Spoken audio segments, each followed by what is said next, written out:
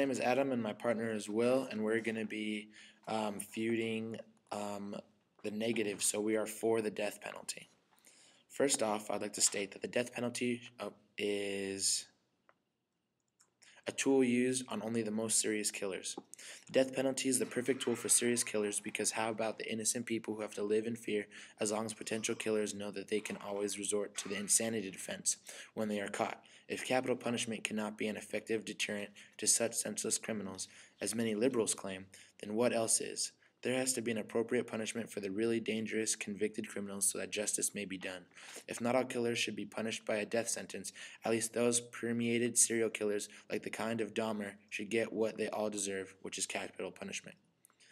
Whether the death penalty is right or wrong, it's all really in whose beliefs and what they believe. There's no true facts on what is right and wrong. We can debate all day about what's right and wrong, but it all comes down to someone's belief. Someone who holds beliefs is legitimate, but they have to be recognized as what they are, religious phenomena. Commentators who claim that physician involvement in the death penalty is a priori wrong or unethical are inflicting their religious beliefs on others. I would never argue that the death penalty is right, nor should anyone argue that it is wrong. It's all in how someone believes it. The code for the death penalty is reasonable. A capital sentence could be imposed if and only if at least one legislatively defined aggravating circumstances were found to accompany a murder or a heinous crime. The code identified 8 aggravating factors, such as murders being committed during another specified felony, by a prisoner, by an offender with a previous conviction for a violent felony, for pecuniary gain, or in the murder was especially heinous, atrocious, or cruel, manifesting exceptional depravity, meaning the sense that capital punishment is reasonable for the crime that's committed and what the terms are for that crime.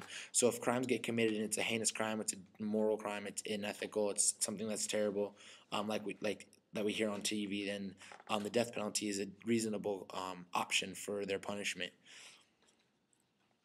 And in our society, we're obligated to protect our citizens.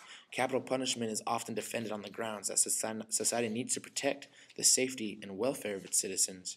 Because every day murderers threaten the safety and welfare, but only by putting murderers to death can society truly ensure that convicted killers do not kill again under any circumstances. And it really comes down to capital punishment bringing out the balance of good and evil. Those favoring capital punishment contend that society should support those practices that will bring about the greatest balance of good or evil, and capital punishment is one such practice. Capital punishment benefits society because it may deter violent crime and avoid any future crimes from happening. And people mention that the death sentence treats everyone unequally, but in fact it's truly equal. Defenders of capital punishment argue that justice demands that those convicted of heinous crimes of murder are sentenced to death. Justice is essentially a matter of ensuring that everyone is treated equally and that everyone gets the same conviction for their crime. Thank you.